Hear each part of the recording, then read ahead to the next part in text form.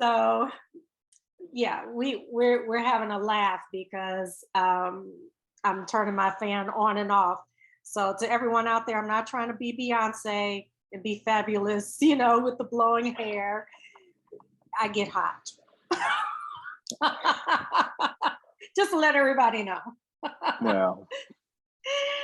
All right, welcome to the show. Welcome back, Henry Wilkins. Welcome back. Welcome back. Thanks. Yes, yes. So, Lord, we got some catching up to do. Hey, we do. Yes. Yes, Now, I yes. saw you on the 14th at the D65 meeting, Right, and it was right, a huge announcement that the for Fifth sure. Ward School is becoming a reality. It's becoming Right. a reality. And I Yeah. know, Henry, you really kept the conversations going. I had spoken to Anya, and I loved how everyone paid homage to all those before who Hmm. really were pushing to make this happen, and they just were met with challenge after challenge after challenge. And it's like in this time period, you know, everyone picked up the baton and was like, "We're gonna keep this going. We're gonna make this a reality for the ancestors who tried before. Just the generation before us was trying, Hmm. Yeah, for So sure. I think it's absolutely beautiful and powerful when people grab that baton Hmm. and keep running. And Yeah. you were keeping conversations I going, man. almost brought a baton to that speech. I literally was almost gonna bring out. I ordered it on Walmart.com the other day, and was like, I should have this to like actually show like a visual. We're carrying a baton. We are carrying a baton. Yeah. Yes, yes. It's so powerful. It really is. I was sharing with Anya how sometimes we'll hear young people say that the older generations failed them, but I don't know how they can say that because the generations before us, I mean, they went through a lot. They Hmm. went through a lot to for there to be a baton right Hmm. Yeah. now. Yeah. Yeah. They went through a Yeah. lot. I think you know, for us, I think it was key to understand the pursuits in the past, like what were some of the strengths and some of the things I wish they could have done differently. So we Mm, are very intentional with really making sure we talked and understood, you know, all of it. So then, when we were going after it this time around, like we're not going to lose. We're going to get this thing done. So yeah, so there was a lot of learnings, and the environment definitely, I think, contributed to some of it. When I say environment, I'm speaking more about, some of the things that have happened to blacks nationally. So the George Floyd case and the Breonna case. I mean, all those, then you have all the rallies and support of it. I think just made the environment even more ripe to receive to take this on. Obviously that happened as this pursuit was, while we are in the middle of the pursuit. I just think it definitely helped um, that, that there was support and empathy for blacks because of some of that. mm. Yes, indeed. And you were going out. You had received a grant. I mean, you were pushing hard. You were pushing. Yeah. Yeah, I mean, it was, I had a conversation the other day with actually with Jerome Summers, and I was explaining to him. I was like, I was fed. My soul was fed when I was listening to a old pastor of mine, and he was talking about momentum. And momentum is this idea of small victory, compiled onto a small victory, compiled onto a small victory, and you're going. And it's just like you just go faster and faster. It's just kind of how momentum works. And so you're right. I mean, that grant was so there was some other small victories before that one, but that was a big victory. So the first grant was from Evanston Community Foundation, which laid the groundwork and led to this vision of a foster community campus. And we can talk about that concept later. But, that grant, then that led to another grant from Northwestern. So we received a grant from Northwestern, which allowed us to do a study on amplifying Black voices on education equity in Evanston.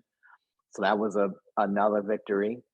Um, so there was just victory on top of victory that led to other things. So yeah, that's what we were all about, is just, starting 3.5 years ago and whatnot, and just trying to just build small victories on top of small victories. So yeah. Now, so D65, it's becoming a reality for the Fifth Ward School. So now you're going to have like an add-on to the Fifth Ward School. Do I have that correct? Yeah, so the idea is to create a foster community campus. So where the school would be located, it'll be next to Fleetwood Jourdain and Family Focus. Fleetwood already does a ton of things, physical related. I mean, they Mhm. got a basketball league. They have, I think, dance lessons and karate. I think I've seen in there. So there's a lot of activity already happening at Fleetwood, and they have a gym and everything. And then next door, you have Family Focus, which does a lot of social support services for the community. And so the idea is to figure out how to leverage all that, how to, work together to avoid some, redundancy or some duplication. The programs that Joanne Avery is running out of Family Focus. I mean, why can't, the new school students, continue to walk over to Family Focus and get some of that support that she's offering? So we're in the infancy stage of that planning, but the idea is to create a campus model.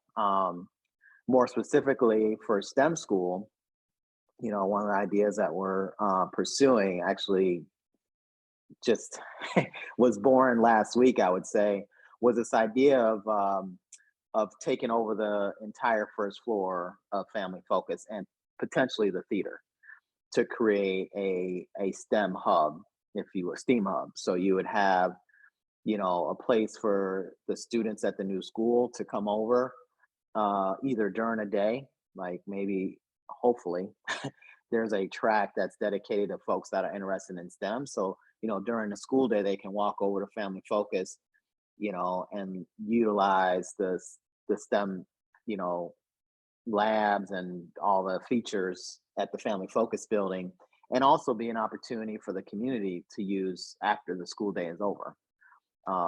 So it's an idea that's been kicked around. I don't know, where things are going to go, but that's kind of one of the ideas. The library wants to have a presence in the Fifth Ward, so figuring out where they could be housed on this campus.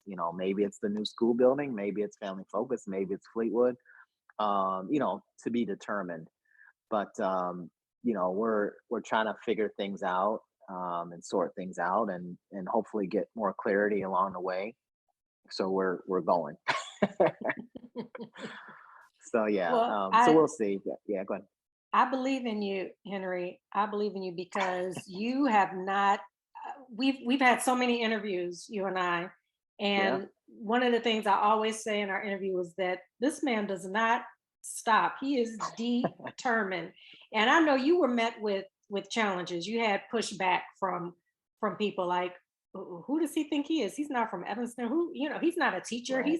You're a man with a vision who care about kids. Right. Do you need any more than that? Right. Right. You got to be from Evanston to serve Right. Evanston. Right. Like, Right. tell the people like some of the Mhm. challenges that you face. Yeah. So earlier on, there was always this concern around finances. Like, how do you, pay for this school? And money was always an issue. And so they also talked about, well, we have to do a referendum, or we need to close, one or two schools and to get it done. And so we were determined to figure this out without needing a referendum. And so The grant that we received, the first one that we received was from Evanston Community Foundation to understand like how do you pay for that? Like what how would you set it up? Um, and we were in close contact with D65 around us pursuing this feasibility study. We had some preliminary conversations around kind of where things were headed, what we were seeing in the numbers, and how we can pull it off. In the end, though, the school district, went a route that was a little bit different than what we had came up with. I'd say the biggest difference is they were looking to lease. It was both a lease to own type of scenario. So the school district, their plan is to lease from a bank. So they're going to lease from the bank. They're going to see the savings from the busing, and then they'll pay it back. I think it's like a 20-year type of arrangement, and then they own the building. Our scenario was very similar. You get bus savings, you generate revenues for some other ways, but you would be leasing from a 501c3, a nonprofit.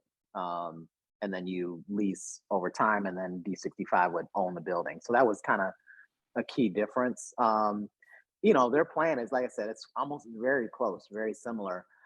For us, having that feasibility study, folks might say, well, that was a waste of money because the school district went a different route. Well, two things happened. One is there was a belief that you can really get this thing done. You could pay for this thing without a referendum. So just having that confidence that we can go out with the vision of a STEM community school and pay for it, kept the momentum going for us. Like, it wasn't, no one could ever say, oh, well, you got this great idea. Well, you can't pay for it. Well, yeah, we can. We figure this out. Um, and so Isn't it that interesting whenever it comes to anything dealing with the Black community with us, yeah, finance is always an issue, but I swear for God, money is found for all sorts of other things. But yeah, right, anything that's to repair harm, right, usually that's what we're right, we're trying to do. right. All of a sudden, well, there's no money. Where are you going to get the money? Okay, well, maybe 20 years from now. 20 Right, years from now, right. like what? Yeah, yeah. So I was like, okay, well, we're gonna knock down that barrier. Um, the other benefit from doing that feasibility study is this concept of a foster community campus was born out of that work. So we were able to think about, how do now that we know the best location was on the foster field, how do we leverage Fleetwood Jordan? How we leverage family focus? So I think that vision and that idea was born out of that work. As far as other challenges, it includes the politics. So, when we took this on, I didn't realize how political this stuff could be. And I remember some early conversations. Some folks said, "Hey, Henry, there's going to be a board election coming up, and the Fifth Ward school is a toxic topic. So we got to be careful about not talking about it as board members are running for election." And I was like, oh, okay. Initially I was like, oh, okay, yeah, I understand it. I'll just keep focused on what we're doing, and not try to get involved in the political race. But what ended up happening is more recently, the conversation was so abundant, I felt like, in the community, that board candidates had to stand up and declare like where they stood on the Fifth Ward school. So it Right. was like now it was a part of their platform. Like, are you for it or are you against it? And where do you stand as far as like a priority for you? So I remember the Democratic, um, someone was doing some interviews for the before they were deciding on which candidates to endorse, because candidates that they endorse is also key in the political area. And so they were asking me like, well, what questions should we consider or ask, the candidates, because they were using that to assess like who they were going to endorse. And so I felt like because the conversation was out there, and the conversation was out there, yeah, it was some of us stuff, our stuff, but your program, Malika, I mean, being out there a couple times. We did an interview with Terry Shepard. We did one with the Holmes family. I don't know if you remember that, Dolores Holmes, Kim Holmes, and then Kim's son Nico. So we did a session together. So and then we did a session with some high schoolers. So I think those events put the conversation out in the atmosphere. Even the play concerning Foster was happening, as this pursuit was going on. That was a huge conversation, conversation that was happening in the community because of that play. And I remember, I think I heard that SUNY, the board president, DCCI board president, met with the cast from Concerning Foster to understand and get a deeper appreciation, understanding of what was happening. And other board members as well were talking with and attended that, talking with the cast and attended that play. So there's just a lot of things. Again, I would call the Concerning Foster a victory. I mean, that was a victory, that was compiled on to some of the other smaller victories that were happening around the same time. Yeah, that play woke a lot of people up because I think there were quite a few people who really didn't understand the history of the Fifth Ward School, Right, um, why it's neat, and it baffles me that some people still don't get it. They don't right, understand why right, that harm needs to be repaired. right. They don't get it. Like, well, you've Yeah, been fine all these years without it, right, so. right. I mm, mean, yeah, I mean, there's a lot of people out there, as we were going out in the community and talking with folks, you know, myself included. I would say, for me, I'd been living in Evanston at the time, like call it 10, 15 years, and I didn't really know until I was at a school board meeting and some people during public comment kept talking about we need a fifth ward school. And I was like, what? What are you talking about? Fifth ward? Like, what is this about? And some of the speakers included Lonnie Wilson, Bruce King, Bobby Burns, and those were the names that I recall at the time. But I went out and did research. Like after I heard that, I dug into it more to find out like what is this about. And I mentioned it before, but like my heart really broke. Like I was hurt to know that this was happening and knew that it was negatively impacting, students mm, and children's educational experience. And I knew that, we had to do mhm. something about it. So yeah, I mean, and there's probably a lot of people, if they knew the story, they might, you know, take action much faster, more swiftly and really get it. But yeah, there's a lot of Yes. education that's needed. Some Yeah. people learn the truth in the story and they still don't get it. True. That's True. Yeah. Yeah. Yeah. Yeah. that that is quite interesting. So, Yeah. um, just for the victory of the Fifth Ward School becoming a reality, I mean, they were getting pushback on that. Like, why would you push back on something like that? I I, Right. I just don't understand that mentality. I don't Yeah. understand it. Right. And so, with you opening up another campus, um, are you still receiving pushback even now that the D65? So, I mean, this is going to be awesome for the city as a whole. Right. As a whole. Right. I mean, and all children will be attending, Right. your campus, the new Fifth Ward School. So, I mean, this is a beautiful thing Yeah. for all the children. So Right. why would you fight against that? Yeah. Well, so what's interesting? So yeah. So there's the fight about not having the empathy for understanding why the need. I will say though, there is some resistance the within the Black community, and Hmm. that there's could be gentrification. So there's this concern that you return a school, you create this awesome campus, and you don't end up serving the community that you're intending to serve, because they're priced out. That is a Their reality. property taxes could go up, and so that was a real concern for us from day one. And so we have an idea of what we think we can do as a school district, or what the school district could do. Um, it's not our call though. Like we can't control it. All we are is an advocacy group and try to influence. decisions, but we don't have any decision rights. We don't have any decision power.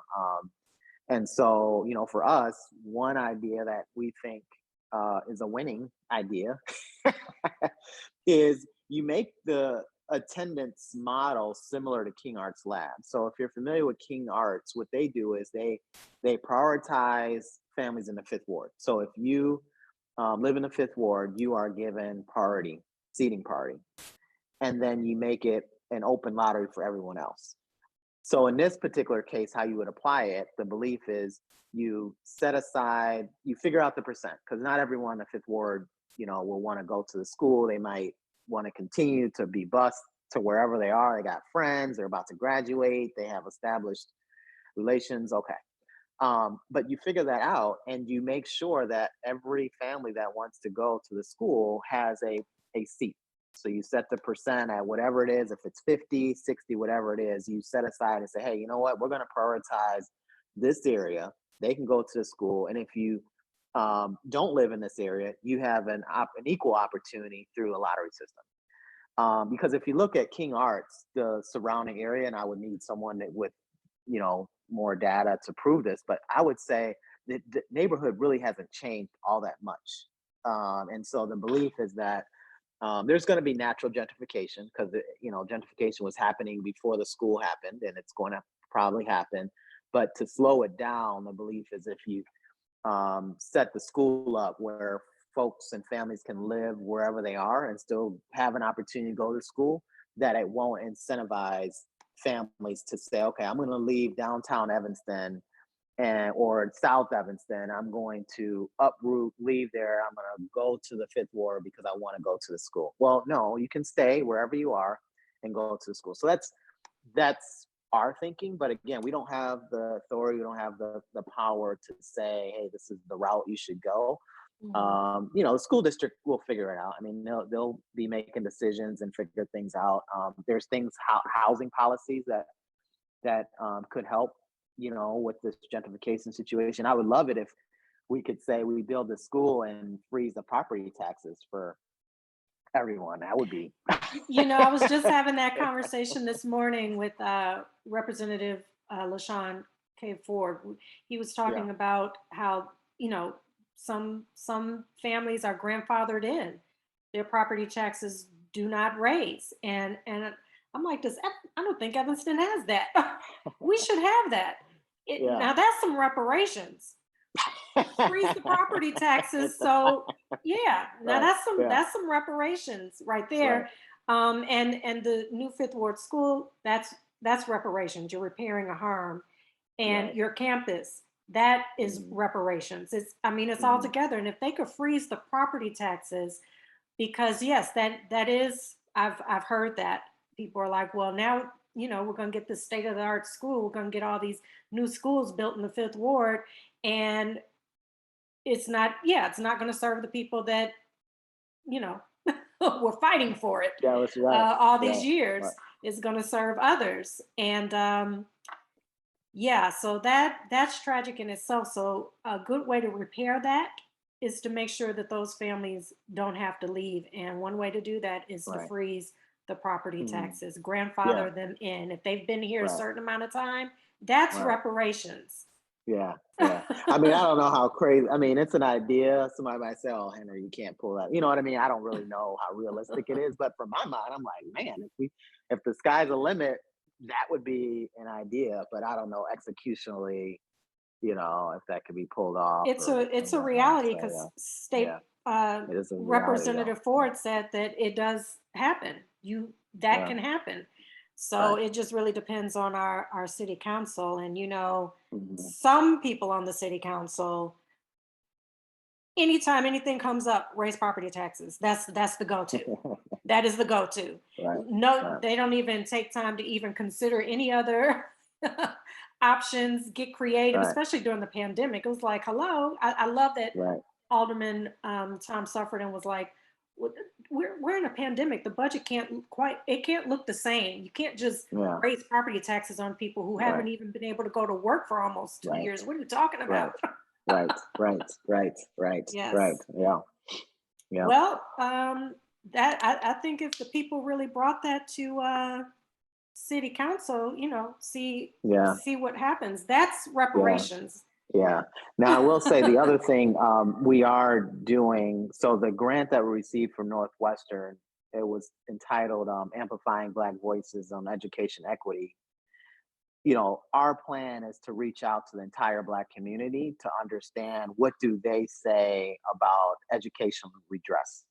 So not only are we looking at the Fifth Ward, but looking across, the entire city to hear what the Black community has to say about the topic of education. Mm. And the idea is to feed that information back to D65, District 202, the high school, in hopes that we influence the direction of the priorities that they're pursuing. So Dr. Kiana Ross is leading that work. So she's already had a series of focus groups and interviews with key folks. I don't know if she's already talked to you, Malika, or not, but we definitely have to get you on the list. Um, and then we're also going to be distributing surveys starting next month, the middle, like the 15th of April. And that survey, we're trying to get in the hands of as many people as possible. So we'll be at churches, wherever we need to go to make sure that we get folks to complete that survey. And Well, Carol White is leading that work. So she's done a research for Foundation 65. So she's kind of experienced in this area. So that's kind of the portion of the research that she'll be kind of leading up for us. okay. Well, I'm looking forward Yeah.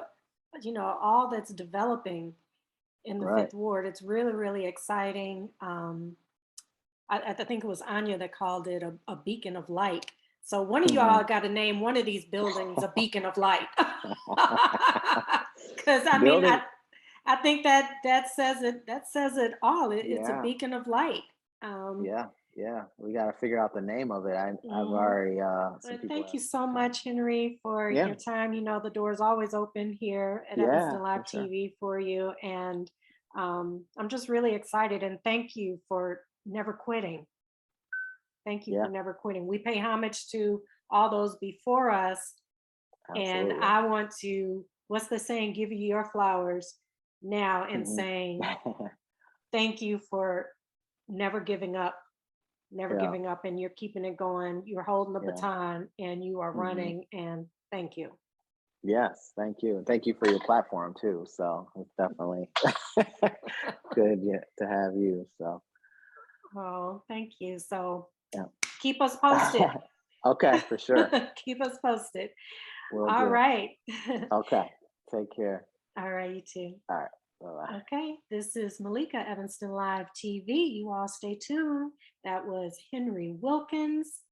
He'll definitely be back because it's going to be some new developments. So you all stay right here, Evanston Live TV. Get those updates. Stay engaged. Stay engaged.